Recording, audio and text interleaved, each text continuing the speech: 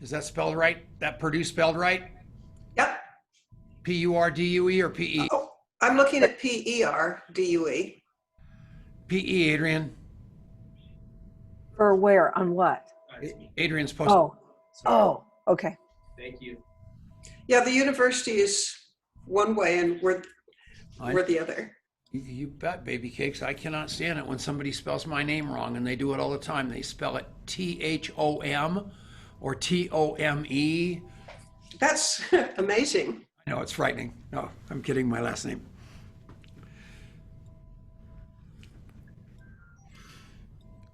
And the Henderson family, is that what it was? The Henderson family began in 1840. I know. I just want to make sure I got it in the back of my mind. Got a very important interview here to do. Ah. All right, I'm going to mute, and we're getting ready to, we're going live in 65, and we're recording. Tell me when we're up.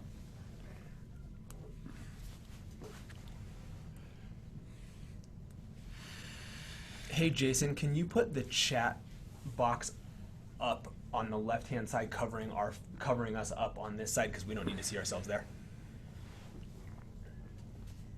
Scooch towards me. Scooch towards you? Yep. This is Adrian, my little boy. Hello. Adrian. Hey, what a pleasure. How old is Adrian? 6. With an O added?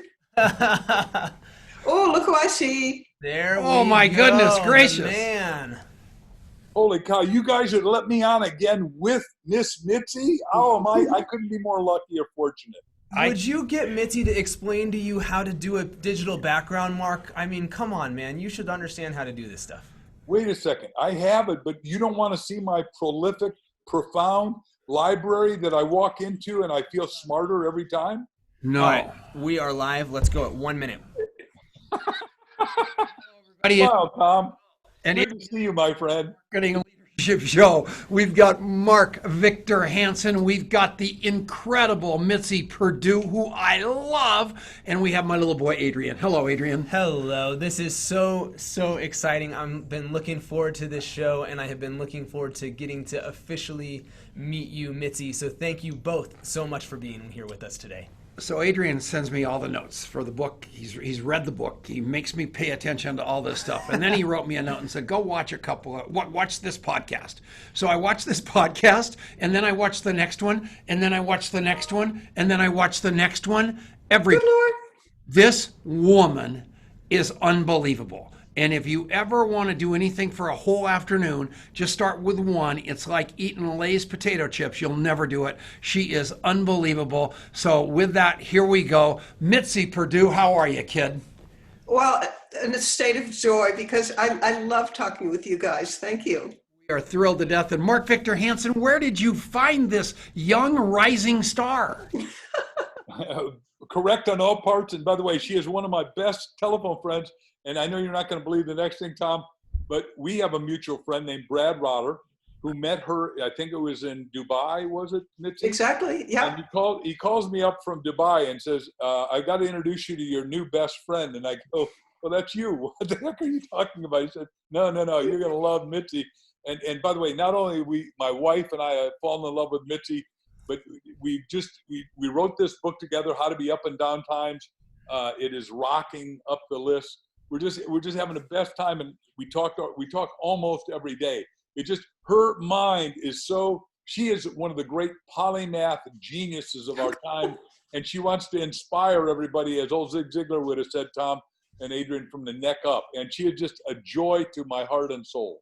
Well, then I have to tell my side of it. Okay. I made friends with Bradley Rotter at a family business convention in Dubai. And he told me, you should talk with Mark Victor Hansen. And I said, but you know that old expression, we are not worthy, we are not worthy? That was my reaction. I was thinking, how will I even dare to talk to one of the most inspirational people on the planet, somebody who sold 500 million with the B books? I was terrified to talk with him. And you've already got 20, but you had 22 books under your belt at that point, right? Well, it was 21 because we wrote the 22nd. But I still think that I'm unaware of a more impressive person, with the possible exception of his wife, Crystal. Yeah. I agree on that count. What about their dog, London? Okay, he can be the super dog. Unbelievable.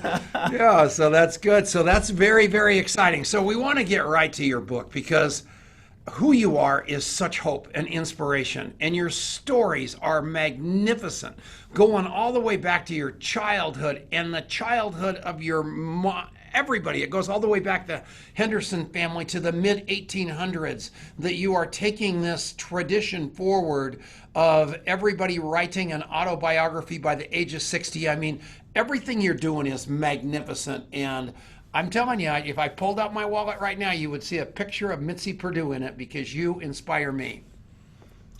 Well, I will tell about the family tradition of writing a book, but it really relates to something that I hope Mark will talk about, which is, if you want your family legacy to last across, beyond your generation, a book's the way to go. And the Henderson family, we started as the Henderson Estate Company in 1840, and we had our 130th annual reunion just a few weeks ago, although this time, for the first time, it was virtual. But what keeps us together? And I'll tell you, one of the things is writing books. We have a tradition, actually a requirement. By the time you're 60 years old, you got to write your autobiography. And it can be as short as 16 pages, or one wrote 1,000 pages. And we've got shelves and shelves and shelves of books. But here's the advantage of writing books. You know where you came from. You know you're part of something bigger than yourself. You know that you have ancestors who lived through horrible, terrible times and what got them through it. I'm a huge fan for, to my mind, the magic key of keeping a family together across the generations is writing a book. But what I'd really like is for Mark to fill in why and how. And Mark will. Go ahead, Mark. It's just, and Mark's told us that. He wrote a book on how to write. He's written books on how to write books, yeah. But the point is, it didn't resonate with me like when she said, I've got brothers and sisters, and we should all be doing what you did, and then getting Mark's other book to teach us how to do it. We're going to be like a book fest here, Mark. So talk about that a little bit. By the way, before I met Mitzi, I didn't know everyone was doing it, but I did this book, and it has some sequel books to it. It's called You Have a Book in You. You can get it at Amazon, and it says this one, it just teaches you everything about writing a book. I believe everyone has a story in it, because as somebody who's sold 500 million books, people come up to me and say, they secretly whisper in my ear and say, I got a book in me.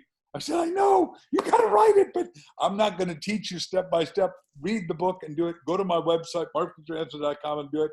And then Mitzi is writing the foreword. She didn't even know it, but I'm inviting her on this line.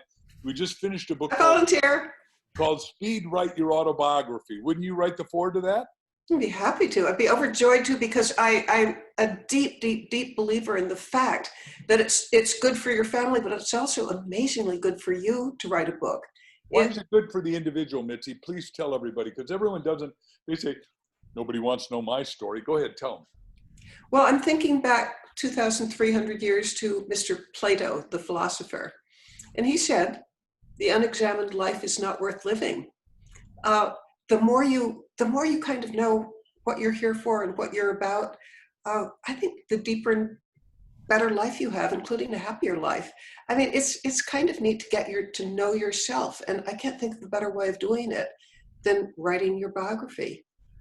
And what do you notice has happened for you doing that self-examination, Mitzi, and maybe as you have encouraged and coached others to do the same, that self-examination journey that happens as you do that? What comes out of that?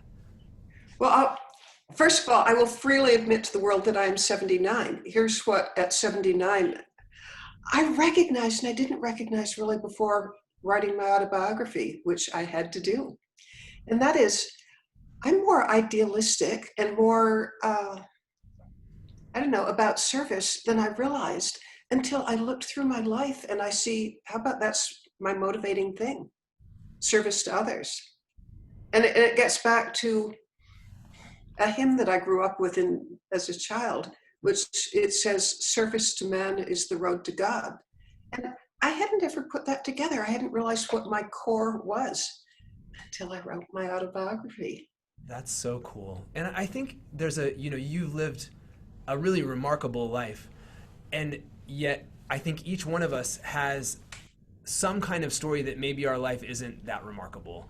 And going back and going, wow, well, that was actually pretty special. And, you sort of string these pearls together and you look at them and go, wow, well, even my little life, as I might tell myself, has really, maybe it's impacted one person, maybe it's impacted 5 people, but it's had a profound impact on somebody. And that really, really matters, doesn't? Especially, and maybe this is a good segue actually to talk about in down times, in a time where we're maybe feeling more isolated, where we're feeling like what we're doing, maybe we're more prone to those kind of negative thoughts or those kind of feelings of despair, that reflecting on that stuff is really important, isn't it? Mark, is this mine? Yeah, sure. So, okay, since we're co-authors, I want to be extremely respectful of the senior author. But, oh wait, I take that back. I'm older, but I just am senior in writing more books. I've written 309, but she is 309 books. Yeah, this is the 309th, but she is the most prolific, brilliant, having written 4,000 scientific articles, comes out of two phenomenal family lines that she can talk about. But go ahead, would you answer his question why everyone needs to write it to get out of their depression, their despondency, their disconsolate, and maybe even get them out of being suicidal in these tough times, Mitzi? There you go. Yeah, I think nobody should underestimate how absolutely severe this is on a planetary basis. Because whether you're worrying about your health or the health of people that you love, or financial health, or whether the world is just crumbling, it's a time of just extraordinary stress, which is, by the way, why we wrote the book, to help people in times of extraordinary stress. And I can give one piece of advice just right off the bat. I'm a science writer. I've spent a good bit of my life translating scientists into, translating their information into information that will benefit just general people. And I also am a health writer. I for years have written, for example, the blog for the Academy of Women's Health. But the story that I'm going to tell, it's from the book. It's, a lot of scientists and health officials will agree with what I'm about to say, but I'm going to tell it from the point of view of my niece. And this is how I did it in the book. My niece runs a nursing home, and she's just extremely aware of how stress affects health. And she said that healthcare, if you are personally in charge of the healthcare of somebody possibly with a long-term debilitating disease, like, for example, Parkinson's or maybe cancer, whatever, that the odds are 1/3 that you will die before the person that you're taking care of. And the reason why is the stress of taking care of a severely ill person is so, it causes so many harmful chemicals within inside your body that it's actually a killer. Stress is a killer. So what do you do about it? Well, her advice to, like, all the healthcare workers, and there are hundreds of them under her, her advice to all of them is that it's a complete medical necessity to take at least an hour a day for something that I'm going to call it escapism, but should call it self-care. That if you want to keep yourself from being eaten alive by stress, it's medically necessary to do something that will just take your mind away from it. And I'll tell you some of the things that some people do. I ask people almost as a hobby, what do you do to escape the stress that you're going through? And for some people, it's watching James Bond. For others, it's playing with the grandkids. For others, I know somebody who plays the oboe for an hour a day just so that he's putting his mind someplace else other than where the stress hormones are shortening your life. So one tip from How to Be Up is pay attention to the medical necessity of doing something that takes you away from the stresses and pains and terrors that you're going through every day. Wow. What do you do? I take a break in 20 seconds and then I tell you what I do. I go to a meeting of Alcoholics Anonymous every day Yay? for the last 32 years. I love it. Yeah, that's the only thing that's kept the wheels on. We've got to take a little break. We're on the Genesis Communication Network. Thank you, Ted Anderson. This is the Network Marketing Leadership Show. We will be back right after this. Boom. Nailed it. Actually hit the break. Hello, Mark. It's good to see you, baby. Now, Nice to be with you guys. Mitzi, this is what I was telling you on the phone. See, they advertise, they own this company, but they do a brilliant job. She told me this morning, I'm not going to talk to you. I said, why? I said, I got to go study their company. Well, I downloaded the app like weeks ago, but I felt that I owed it to you and the time that you're giving me to maybe read some of the comments and some of the pieces of advice and so forth. Well, you are. Oh, and by the way, I'm such a believer in what you're doing. The most successful people I know are the ones who track their contacts. And I've watched, my late husband, for example, or even my father, who was, he was the height of his career in the 1950s. Both men put more effort into getting the most from their contacts. And boy, what would they have done if they had had this app? By the way, ask her that when we come back, please, would you guys? What's that? Ask her that when we come back. And then some woman just wrote us named Elizabeth that wants to onboard. I don't know if she wants to call in or what. Yeah, that's very, very cool. No, she's fine. We know Elizabeth. We love Elizabeth. She's one of your biggest fans, Mark. And when these guys start following Mitzi Perdue, it's going to be all over because she's just amazing. 4,000 scientific articles. I know, that's just unbelievable. That's such an incredible contribution. And well, it's not that I'm so knowledgeable, but I do interview very knowledgeable and amazing people, Nobel Prize winners, for example. And, I mean, it's been a great career. Being able, and you're very humble, first of all, because I know that you are much more knowledgeable than you're giving yourself credit for there. But it's also, the best. It's not about being, if you're the smartest person in the world, toiling away in your little place, not talking to anyone, the impact you're going to have is going to be far less than someone who is able to collaborate and to connect with people that are able to amplify the message and to create these, the collaboration is where the magic and the bigger ideas comes from, because any one person's not going to come up, the times of, Euclid sitting in his, whatever workshop and figuring this stuff out, geometry in the 1400s or whatever that is. That's not the way things work anymore. The advancements come through collaboration. And I think your success in publishing like this, Mitzi, is an example of that. And that applies, I think, to any field. Wouldn't you agree with that, Mitzi? Well, I've got a passionate belief that the ability to communicate sort of in everyday language is not given to all scientists. I mean, top of the head guess, I could imagine that there may be 5 scientists who are both gifted at science and gifted at communication. So I think there's in the ecosystem, there's a big place for somebody like me who I regard myself as a translator. Mr. Famous Scientist, Ms. Famous Scientist, they have fabulous ideas that will benefit humanity, but if they don't speak the language that the rest of us do, it can disappear. So I love doing what I do. Do you know the name Temple Grandin? I'm going to be having a virtual dinner with her in early September. My gosh, in about 8 days. She's one of the tough communicators. She's when I went out, I tried to interview her one time, and she was just so completely smart that I couldn't talk to her because she was like 50,000 points above me IQ wise, and that's tough for scientists to be able to do that. Are we back? Yeah, we need to come back. Contactmapping.com. Please go to that website. Thanks for watching the break. We'll be right back. And we're back. It is the Network Marketing Leadership Show with Adrian Chenault and Mark Victor Hansen and Mitzi Perdue.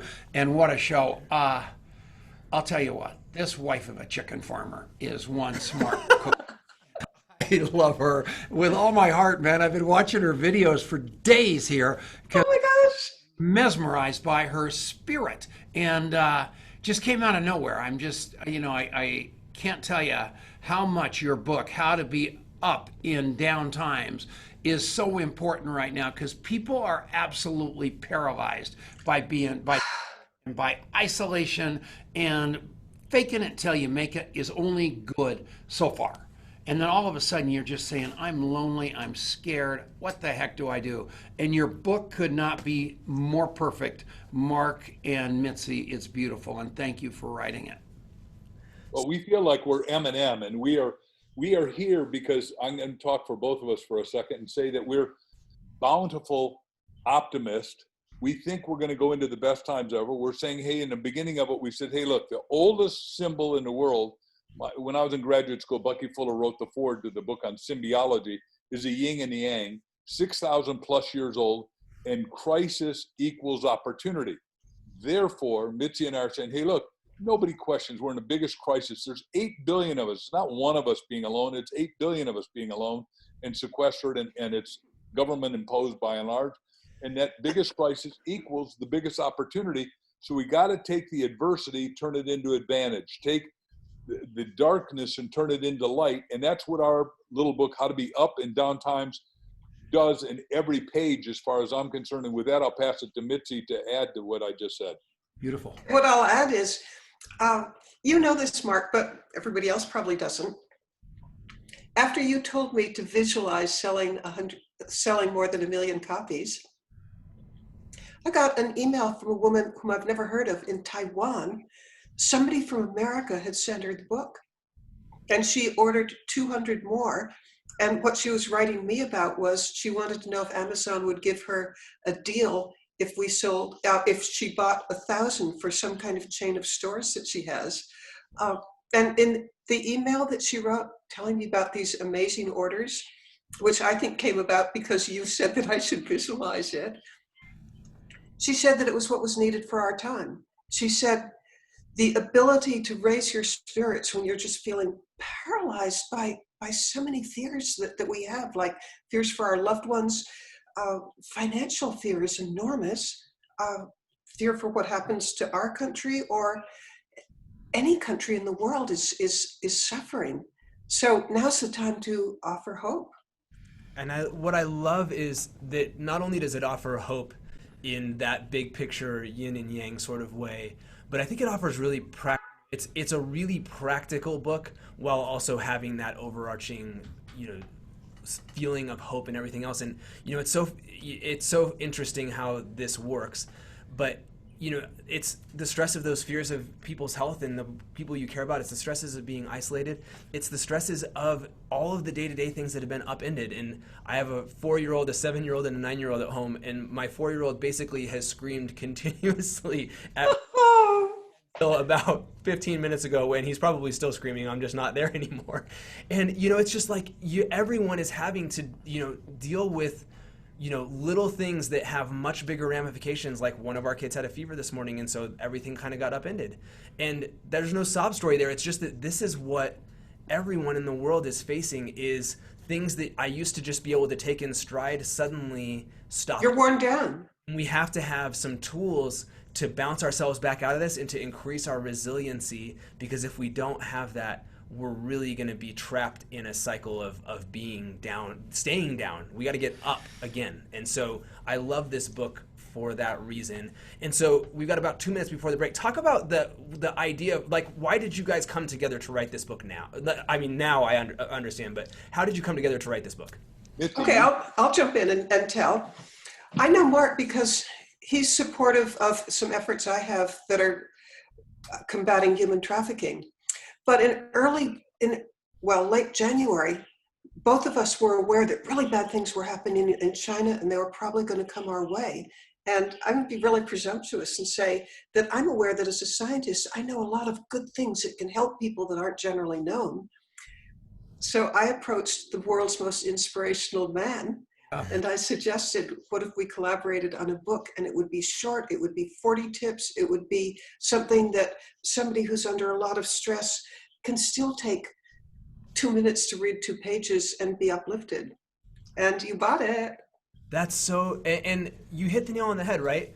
We don't necessarily have time to read War and Peace right now, right? Like, it's like, I got a problem And I love that I can go, okay, well, yep, that looks just about like the problem I have right there. In 3 pages, I have something that is going to inspire me and that's going to give me a tool to come out of it. So I just love that. Okay, so we got 20 seconds left. Here's what you need to do. This book is phenomenal. He gave me, you cannot believe the notes he gave me on it, but here's what you need to do. Thank you. 5 copies for the other 4 people in your life that are as whacked as you are. Because Or you could go with the 200 that my new Taiwan friend went for. that's good. All right, we're taking a break. Network Marketing Leadership Show. We'll be right back. And we're back. How cute's that? That's the best. That was not our best high five we've ever had. I just wish we had 200 friends. I would do it. If you did contact mapping, you would have 200 friends. Yes, I'd like to speak on behalf of Mark. We really recommend to you that you get this wonderful app. It's called Contact Mapping, and it's great. There you go. Perfect. So awesome. That's our You could have 200 friends. I'm the world's loneliest man. Okay, question for everybody. How many people are in your electronic Rolodex, your contact base? Yeah, so you have 15... Don't tell her. I know Mark's got 7,800. Right, Mark? Yep. Okay, good. I have 3,200 people. And you're a kid. How old are you, Adrian? I'm 35. I have drastically increased, and this is an amazing thing, right? I've doubled in 3 years, and there's nothing stopping you from doing that when you get proactive about your contacts. And it's been it's been the richest 3 years of my life because of those connections. My cliche has always been, and one of the ones in my quote book and a lot of my books is, your network creates your net worth. And everybody wants to have a bigger net worth, meaning how much money are you really worth? Assets minus liabilities equals net worth. How much do you want to be worth? And the way to do it is expand your net worth. Like, well, I said earlier, Mitzi and I have never physically met. We've become unequivocally the best friends in the world, talking on a regular basis, if not every day, is because we both are still traveling, believe it or not. She's in Dallas when she usually lives out in Maryland. But the point is, we are telephone best buddies, computer best buddies, and we wrote a book by telephone that everybody would say couldn't be done because we started with the simplest thing, wash your hands. And what she wrote, and I said, oh, I love it, wash your thumbs, because honest to God, I'd never seen anyone wash their thumbs before she wrote it. Wow. Actually, and that comes from me as a science writer, because I'm very aware of a health professional who was telling me everybody washes their hands, but they forget their thumbs. So you must pay attention to washing your thumbs when you wash your hands. Deadliest weapons. That's what they say. That's very careful. How many in your electronic Rolodex, Mitzi? How many? I have roughly 1,100 right now. Good. I've got. What do I so misspoke. I have roughly 11,000 right now. 1,000. Wow. Yes, and I'll tell you why. It comes from wisdom of. By the way, how much time do we have to talk? How short should I make this story? Okay. We got plenty of time in this break. Okay. My late husband was. He was a genius in many, many ways, but one of them was he understood networking. And when we'd go to a party, which we would frequently go to, and he'd stand at the front of the door of, say it's a charity event and there are 200 people there. By the end of the evening, he's shaken hands with 200 people and possibly gotten 200 business cards. And he would simply make sure that he interacted with every single person there and got their card, and would then record it. And so his view is, my late Frank was. Most people don't know listening.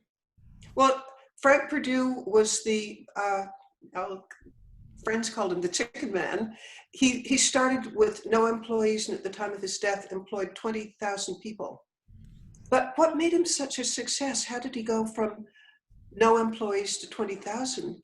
And he told me, plus I witnessed it, that most people who go to a large event, they've probably paid a lot of money to go there and travel expenses and everything, and then they waste it because they don't network. And so we would usually get there 5 minutes before just so that he could position himself near the door and meet everybody. And by the end of, he was extremely strategic about it. By the end of every event, he had met pretty much every person. and then he would record it. So, because, you know, then later on when he needs somebody in the such and such industry or one way or another, he made use of that networking. What's so beautiful about that recording part is so many people walk up to me all the time and stick their hand out and say, "Nice to meet you, Tom." And I go, "Nice to see you again." And they go, "What?" I go, "We met in 1993. And they just faint because I have done the same thing as your husband forever, but I had to do it with my own little Dewey Decimal System. Now we've got the contactmapping.com app that changes everything. I've got 14,326 people in my phone right this minute. So I whipped your butt. Awesome. I know. But, you know, I when I was going through the app, I was thinking, boy, imagine what my father or my late husband would have done with the app. But they I mean, it would be everything that they were doing, but on steroids. Mitzi, tell them who your father was, because most of these people don't know your illustrious history. My late father was the co-founder, along with my uncle, of the Sheraton hotel chain. Holy mackerel. He started it in the 1930s. He passed on in 1967, and we sold the chain then, but he was the person who started it. Incredible. So I got to grow up watching a guy who made the most of networking. I mean, if you're in the hospitality industry, boy, that's what you live for. And he did. And what a shame that he never got to have your app. That is so exciting. I know it. Well, that's cool. You got it. Yeah, and you know what I would say is, in so many ways, the timeless principles that your father and your late husband brought about, they have kind of fallen out. Like, people have stopped doing those things that worked. And really in many ways, I see contact mapping is reviving the legacy of some of these people who have been so incredibly successful by doing those things without the tools. And now we're giving you the tool to make it easier than ever. And so that's really what contact mapping is about. Go to contactmapping.com/free. We actually have a brand new, really cool landing page that has a video, and you can see what it's all about. You're going to love it. And so let's come back from the break. Why don't we? Okay, we're going to come back from the break, but I want to say about Temple Grandin is one of the most beautiful people I know. I was talking about between a scientist and a communicating scientist, but make no mistake, she is brilliant, beautiful, kind, nice, and has changed the world in the agricultural space. Well, the reason I'm meeting her is because Perdue Farms is using her for advice on how to raise organically grown chickens and beef and lamb and others. So that, I mean, she's a hero to my family's company. I had a feeling. Wow. Okay, we got to come back. And we're back. This is the Network Marketing Leadership Show. We got the unbelievable Mitzi Perdue and her sidekick, but I'm telling you, Victor Hansen. Not a bad start for a 306 books marked Victor Hansen, and the great Mitzi Perdue. This is her 22nd book. And these people are, I mean, what have we done with our lives? Don't you feel like just a failure? Well, I'm going to write my autobiography and realize that maybe I did some good things along the way. We're going to get every relative. Here's the deal. I have to tell everybody a story. This is crazy. Adrian graduated at the top of his class from Trinity University. Wow. Congratulations. Yay. Awesome. With a degree in finance, went on to have a great career. But right as he's graduating, he said, "Dad, I think I'm going to write a book about my childhood." And you don't even remember this. And I said, "You got to be kidding me. That sounds great. You're going to talk about how great your dad was and how awesome your life was." And he goes, "Not really, Dad. I'm going to talk about how tough it was as the child of divorced parents living in two houses and what kind of impact it has on children." And he was dead serious. I thought he was going to write this manifesto about how wonderful I was, but he was going to write it about how tough it was, which that book needs to be written. But every one of us have something like that inside of us that is important stuff that the world, they would have read that book. And I was shocked when you said that, because I thought it was like Disneyland growing up with me, but apparently it wasn't as I thought. But very cool, right? Did you not say that to me? I 100% believe you, and I have zero recollection of having said it. Yeah. In which case, I want Mark and me to come gang up on you. It's not too late. Write the book. Yeah, he will. Yeah, and Think of all the people who would be helped by it. And by the way, we want people, Mitzi and I are on the same page here. At every age, we ought to write it. And if you really did it right, I got right here, I can show you the 50 years of diaries. I really think you ought to write about your life year by year also, if you can take that amount of time. Now, I know that's bigger than what Mitzi and I have talked about. It's bigger than I've ever talked about before. But every year we have transformation and in our lives. And my corporate symbol is a butterfly, because all of us are now in a cocoon, and we're just about to break out of it. I really believe that. I think Mitzi's on the same page with me, and you guys are. And we're going to be high-flying butterflies, and we're going to look back and say, it was awful, but it was exactly what the whole world needed. Do you guys know the Landmark Forum? Yes. No. Times. It's a personal development course that I've done 7 times over my life. And everybody goes, why would you do that? And I go, because I am a different human being at so many different stages of my life that I need to relook at the way my life looks right now through a different pair of glasses. And writing a book would be unbelievable for that, Mark. And that, you guys don't have any, we've interviewed you now, Mark, 3 times here recently. Obviously, your beautiful book with your wife called Ask, your book on how to write a book, and now this book. But what it has done for me is really opened my eyes personally to how much I'm ripping myself off and the universe. What a great expression, ripping myself off. Yes, yes, yes. Wait, Tom, you and I are friends a lot of years. You need to write, that's the title of your book. Mitzi will agree, and we'll write an endorsement or forward or something like that for you. Because that has to happen. It does. It's so. By the way, I think it's got to be, don't rip yourself off. Yeah, thank you. Good point. Because I'll tell you, that's neat. Yeah. Yeah. See that, ladies and gentlemen, everyone has a book in them, and that's why I say, look, go to my website, markvictorhansen.com. We show you a whole video on it. We tell you how to do it, because we really, from my heart and soul to yours, like what Mitzi said, is, you're the greatest amongst you. The big guy said is to be servant of all, and her favorite quote is from Mother Teresa. I'll quote the quoter here, but Mother Teresa says, "I'm just a pencil in the hand of God." Isn't that a great line? I'm a pencil in the hand of God. What a great line! Can you imagine? That's so cool. Well, when I read it, I memorized it because, what a great thing to aspire to. I'm just a pencil in the hand of God. So, Mark, talk a little bit about, because I think you, having written so many books, you've done kind of every format. You've really evolved this thing over time. And so, why the format of these 40 tips? And how can somebody get the most out of what you and Mitzi have put together for these times that we're in right now? I don't know if I've ever put time on it before, but I think everyone could read this book in 2 hours. I think even if you're a slow reader at under 100 to 250 words a minute, I read much faster, as does Misty. I think, I'm guessing she probably reads 3,000 or 4,000 words a minute like I do. But the point of the matter is that the book will launch you. I start by saying, look, there's 7 businesses that are going to do 50, not billion, but 50 trillion, that's spelled with a T, during this decade, from 2020 to 2030. We got companies like QCI that are going to take trash and turn into cash. He currently needs to hire 22 million Americans. Well, we only have 30 million unemployed, so suddenly we're 2/3 back.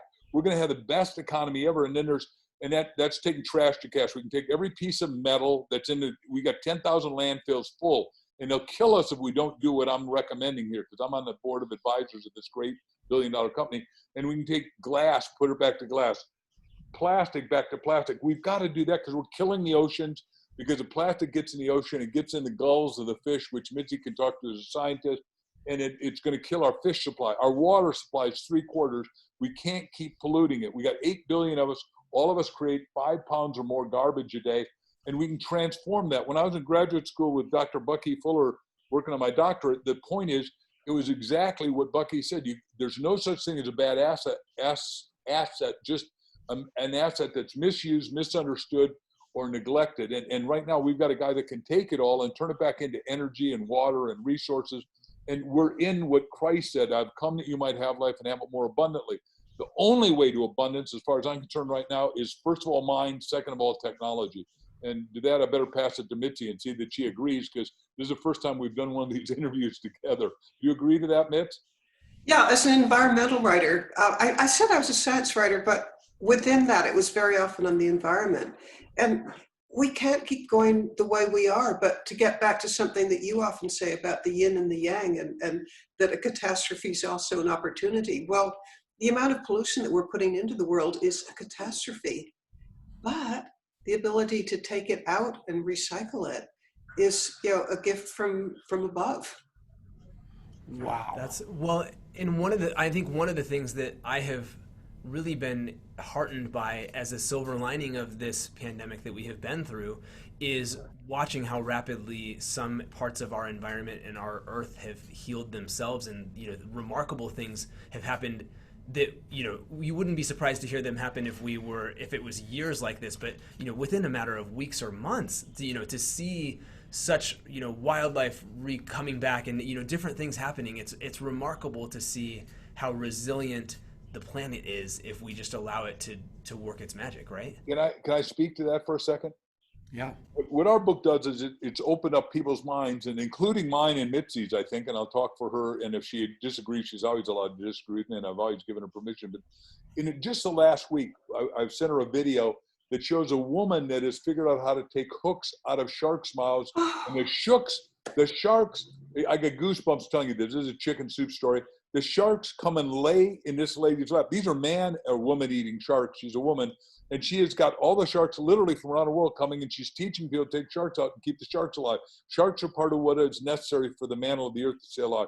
Then I talked to the guy who, all of us listen to that tape, Dead Doctors Don't Lie. Well, that guy's name is Dr. Joel Wallach. He and I did a lot of big seminars with 10,000 people at a time.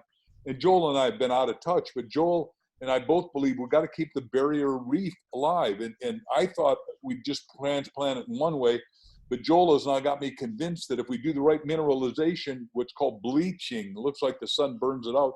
If the barrier reef dies, the fish die. And we need to re-mineralize it, and he's got the way to do it. He thinks I've got the contact mapping ability to pull that off. And I'm trying, and I'm now telling Mitzi for the first time this thing.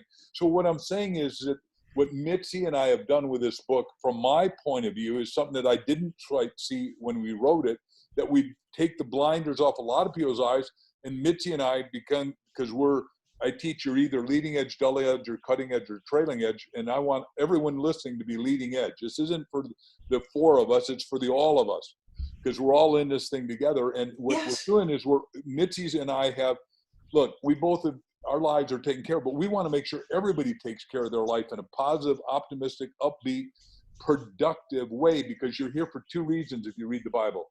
In the beginning, God created 28 verses, created in the image and likeness. Therefore, you're here to create. And number two, you're here to contribute. And you're, go thou and retire, thou are now 55, 65, 70. But what idiocy. Nope. Mitzi and I aren't retiring. We are retiring. We're putting on new tires. Yes. Over 70 and going in a new direction, better, more holistic, more fully functioning. And we believe if you have a high quality of life, you want to have high quality life. I'm going to be 127 with options for renewal. Mitzi, I pass it back to you. Hey, I'm 79 and proud of it. And boy, retiring at 65, never. No, I feel honest at 79. I feel that I've got more energy and more drive and maybe more idealism than I've ever had. So allow me to share a story about my aunt and getting old. This is for everybody because this story sure helped me. My aunt died at 94. And when she was like maybe 91 or so, I was going on a long car drive with her. She was driving still at that age. And we were very close. We'd always been very close. And I asked her the world's most indiscreet question. I asked her, Auntie, what's it like getting old? And that's a really indiscreet question, but we loved each other and it didn't offend her. She answered. She said, as you get older, it gets better and better, because she said, you have more and more freedom to do what you want and to express yourself. And she said, as an example, in grade school, a lot of your time's doing stuff that you don't want to do, like, I don't know, studying irregular verbs or learning algebra or something. Then when you're in your 20s, 30s, 40s, you're struggling with your career. And again, you're doing a lot of stuff you don't want to do. You're in your 60s, 70s maybe, you still have to entertain visiting firemen. There are things you have to do that you don't want to do. She said, by age 90, there's not a moment in my day that I'm not doing what fulfills me and what excites me and what interests me. It's total freedom. So therefore, it just, in her view, as long as you can pay the rent and you've got your health, life gets better and better every year. Wow. Cool? I'll never forget when Mark brought Art Linkletter on the show, and they'd written this book called How to Make the Rest of Your Life the Best of Your Life. And Art was 94 years old, and he had just started a solar company. And Mark, a whippersnapper. So you two have plenty of time left, and it's so exciting just to be on the same platform as you two, because you don't need to be doing this. You're doing this because you're relevant and you're leaving a legacy. And us young spring chickens, especially him, will be forever indebted to you. We'll be back right after this. And we're back for the final break. That is awesome. Wow, that was Remind me how long the break is. I mean, I've seen the schedule, but I didn't memorize it. 4 minutes. So we're back on at 48. Are we talking 60 seconds? No, 4 minutes. So we're back. 4 minutes. 48 past. Yeah. Yep. Great. Yep. Thank you. That's your ability to contribute. And I think you're such a, what if at 65 you would have said, you know what, I'm hanging it up and I'm going to go play golf and whatever. What if the last 14 years of your contribution to the world, including this book, hadn't happened? Okay, and I'm trying to think of the number of books I've written during that time. I lost count, maybe 7 or 8. And they're ones that, I wrote them to be helpful. They're, for example, how to make your family business last across the generations, or how to teach values to your children so they'll love it, or how to stay connected with your family. The feedback I get is that it makes a difference in people's lives. And well, I have a phrase that I'm just eager to share, and it's about success. And I invented this. Probably 10 other people say it too, but I think I invented it. Success is measured not by what you can get, but by what you can give. No question. And so I want to be successful. I want to be able to give lots. Yeah. So here's the deal, and this is part of your contact mapping app and ad. My friends at age 65, I'm 69, all my friends are retired and they are losing, and the reason they're retiring is because they're losing relevance. That's why they're retiring. They're out of their job. They realize nobody's listening to them anymore. I'm more relevant now, as are you two, than I ever was. Correct. I'm certain of that for all of us. Of influence, it's because of my finally keeping score on the right scoreboard and wanting to give back and make a difference in the world, obviously through the legacy of his company, but in everything I do. And that's what you two are up to that is so doggone important. Don't count us out, count on us, which is better for me, don't you guys think? I think everyone's got to get counted in, and I think all the retirees have got to come back and serve and teach how to do supply chains, teach how to bring manufacturing back to America, because we cannot allow. By the way, I've worked in China for 22 years until 3 years ago, and then I've worked in Vietnam at $75,000 a talk up until COVID hit every year, and I've been teaching in Vietnam. My number one book there is 1 Minute Millionaire, and what I say is, you've got to stay rich. You've got to stay independent. You cannot let China take over like they took over Tibet and killed 1,200,000 people of the Dalai Lamas. Then they've taken over Hong Kong, which is an atrocity. And they're trying to take over Taiwan, which I've been to Taiwan. I've been from Taipei to LA probably 50 times. It is not okay. And I know that I'm not supposed to be doing political pronouncements here, but Mitzi and she used to date somebody Chinese after her sweet husband died. So she and I are really clear that this is a country that, like Hitler wrote, today Germany, tomorrow the world, which is, not acceptable and wasn't. And that's why America and Britain and Australia and Canada beat him back. But the fact of the matter is, this guy's first line of his book, The Current Maoist, Marxist president, said, I want hegemony. Well, it may not be a word you all know, but that means world domination. I'm not okay with it. And if I'm on my bully pulpit too much, you guys can say I am. But Mitzi, would you add to that real quick? Yeah, I will. You mentioned that I dated a guy from China. I did for 10 years. And I was very fond of him. He was brilliant. He's just really good company. And, I visited him in China, so I got to see parts of China that probably a typical tourist might not see, because I was like embedded in a Chinese family. So I loved the family, I loved the people, but it it chills my blood when I learn some of their attitudes on human life, for example. How about it's almost meaningless? I mean, I think we in this country put far more effort into a puppy than they would to a human life. It didn't seem to bother him. I mean, my blood would run cold when I'd hear how little he valued human life. You know, if a million people have to die for the good of the state, they should die. I mean, it was so foreign to a Westerner that you can hardly get your mind around it. Okay, we got to go back. So we are back 2 seconds. And we're back. We are with Mark Victor Hansen and the one and only Mitzi Perdue, who we didn't know about, but man, do we love this woman, huh? Incredible. Gee, many Christmas. Really, just amazing. And you know, the conversation that we were having before the break of just, you know, true contribution, I think is so important. And I think this is a time where, you know, go and pick up this book.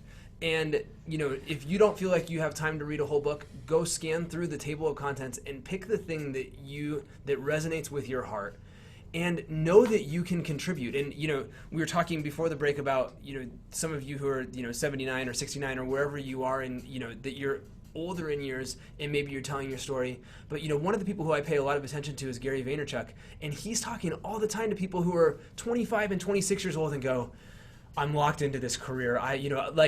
There's this sense, no matter where you are on the journey, you know, you guys are thinking that's the most absurd thing in the world, but that's the story that so many people that are very young are telling themselves of, I'm stuck in whatever, you know, mistakes I have made just out of college, the major I chose. I mean, just total lies that you're telling yourself, but it's your truth until you break free from it. And I think this is a time where you have an opportunity, a unique opportunity to say, you know what, I'm gonna go and rip up that playbook and I'm gonna start a new story. And I think this book is how you do that. And so share one of the tips that, you know, for somebody that might be in that sort of stuck in that sort of a pattern, you know, what's one of the tips that's there in the book that could help them to break free from that kind of story that they're telling themselves? With your permission, I'll go first and then give it to Mitzi to do it an exact tip. But the spiritual principle is it's done unto you according to your belief. And if your belief is myopic, if you're nearsighted, if you got blinders on, Mitzi and I are saying throw away the blinders. Right. University is supposed to study universe, and what they did is they broke it down to biology and chemistry and physics. And what we're saying is, hey, wait a second. Mitzi and I want everybody to recognize you're a polymath, and you're not an engineer, you're not just a lawyer, you're not just a student, you're not just a philosophy student, you're not just an English student, you've got a bigger hurrah in front of you. With that, I pass it to you, Mitzi. Okay, I'm thinking this isn't in the book, but the spirit of what I'm about to say is in the book. At age 75, I wanted to be a public speaker. 75. I signed up for a year-long course with the National Speakers Association, and woohoo, I have a whole new career. Oh. So don't get locked in your 20s or 30s. What was it like when you were in the class and all those kids were those little snot-nosed kids that were just brocked out? They just came from Toastmasters, and here you came in at age 75 saying, let's go. Were they just all pumped up, or how'd that go? Actually, it was genuinely fun because I love being my age, partly because I think they don't expect somebody 75 to be as more gung-ho than they are. I mean, to me, you know, life is just great, big, exciting, and I want to plunge in and get every bit of it that I can. You remember when his sister took piano lessons when she was like 17? So she said, go to the recital. And remember, we walked in and everybody else was like 5. And there's my daughter. It was so cute because she was so much older, but she had that exuberance of wanting to learn piano. So she walked right in that class with those little tiny kids and kicked it. I mean, she like was so proud of herself. Yeah, it was just beautiful. So I applaud you so much. She was the ripe old age of 17, but 75. Yeah, just to have that exuberance for life at every stage. God, never lose it, everybody. Well, tell me why not? I mean, why the heck not? I agree 100%. That's it. I'm learning jujitsu. Go for it. Let's see. Do I want to try for the 4-minute mile? Do next. You know, I still fly my airplane, you know, and I'm 69. I still, you know, that takes a lot of concentration for a guy that supposedly should be. But yeah, that's very good mind work to be used. You know, obviously the radios and the maps are harder to fly than the airplane, but that's really, really good for my brain. And I encourage everybody to stay really, really young, doing things that young people are doing instead of things that old people are doing. I'm a passionate believer in the notion that we are the stories that we tell ourselves. And I think I'm about maybe 40 inside my mind. Yep. And so I do my very best to act like how I think I am. By the way, let me talk to what Mitzi says, because you were kind enough to have us both on, Tom, Art Linkletter and I. Art Linkletter and I said, look, there's 3 ages. There's your chronological age, which is 10, 20, 30, 50, 70, whatever, 80. There's your biological age, which you can do the biorhythms and do the blood tests and all that. But then there's the more important thing is your attitudinal age. And when Art and I would talk to like 10,000 people down at the Village and down per night in Florida, where there's 500,000 people over 65. And we'd say, shut your eyes and now feel what your age is. Exactly what Mitzi just did, where she said 40, and I feel like I'm 28 or 30. And you know, because I exercise every day, I eat good nutrition, and my wife is a little younger, 14 years younger than me. And we feel rip-roaringly alive and vital, although she looks like she's 25, because that's what she thinks. So you do, the most important of those 3 ages for my money, and I think for Mitzi's, and she can agree or disagree, is what's your attitudinal age? How do you feel at depth in your higher, spiritual, bigger self, not your little, you know, puny ego self? Very good call. You guys, I can't thank you enough for coming on this show. Go buy this book, How to Be Up in Down Times. It is a read and a half. There's 40 tips in there. It will change your life. And Mitzi, we're going to bring you back with Mark as many times as you'll come. And what a deal, huh? Well, I'd like nothing better. I've enjoyed this more than I can say. Woo! Well, thank you so much, and I love that your collaboration is such a, you know, there's such a beautiful thing for you never to have even met in person, and I think that's an well. So thank you both so much for being here. It's just great to have you. All right, we'll see you all next week. I have no idea who our next week's guest is, but awesome. Love you guys. Thank you. Bye bye. You did it. We're on you the guys show are after the the show. greatest. Wow. That was just an amazing experience for me, because I hope I'm not imagining this, but it just felt as if the chemistry and the vibrations were perfect. We're great, and we knew we knew your blood type before. I mean, that's we contact mapped the heck out of you, and he gave me a whole dossier on you before we even started. So, and you look like Ruth Gordon. Has anybody ever told you that? You've got that. Do you know who Ruth Gordon, the actress, is? Hell, what has she been in that I would have seen? Harold and Maude. Did you ever see that movie? Oh, you have to. You'd know her if you see her face. I think our girl Mitzi is way more beautiful. Way more beautiful, but the energy just somehow, Ruth Gordon in that movie, her energy came from her soul through her throat, out her mouth, and onto the screen. And that's how, when you would come up and just bring your breath out and then speak, that's what it reminded me of, because you have got a gift. And I don't know if it was service or the public speaking or whatever it is, but you are your book. And that is so refreshing to us. Don't you agree? 100%. It just felt so authentic and real and vulnerable, and we appreciate that. Well, this has been the best possible experience. I'm grateful as can be. Mark, We feel the same way. Thank you both so much. Mark, we gotta keep firing, man. You guys are unbelievable, and I'll get you some more interviews of some people that you guys are such a gift to the world, and let's just do it. So thanks a lot for letting us be here today. On behalf of Mitzi, I thank you, and Mitzi and I will gladly do them if the peers are like you. I don't know, the one you got me to was the name Alan, the guy out in New York. Yeah. Yeah, it was wonderful, and I think Mitzi's doing him. Who is this? That Alan guy who's got that New Realities radio. Yeah, But he's from New York. I have to look it up. And he was in the New York Post because they came to his house because he lives in this little tiny apartment for the last 60 years, and his bathtub's in his kitchen. So you have to ask him about that. Is that? I'll Send you the article, Mark and Mitzi, because it's just so. It's the cool. The photo is the most incredible photo I've ever seen in newspaper. If you got that, send a picture to both of us, and then get us on 3 more shows, would you, Tom? Because you're in the business, and we love and appreciate you, and we'll do anything you want. And do you want to do other podcasts? Because I'll get you on other podcasts if you guys want them. Yeah, let's just keep this baby rolling both directions. And thank you so much, you guys. We'll see you later. Okay, thank you. Bye-bye. Thanks, guys. Thanks for being on. Mitzi. Thanks. Alrighty.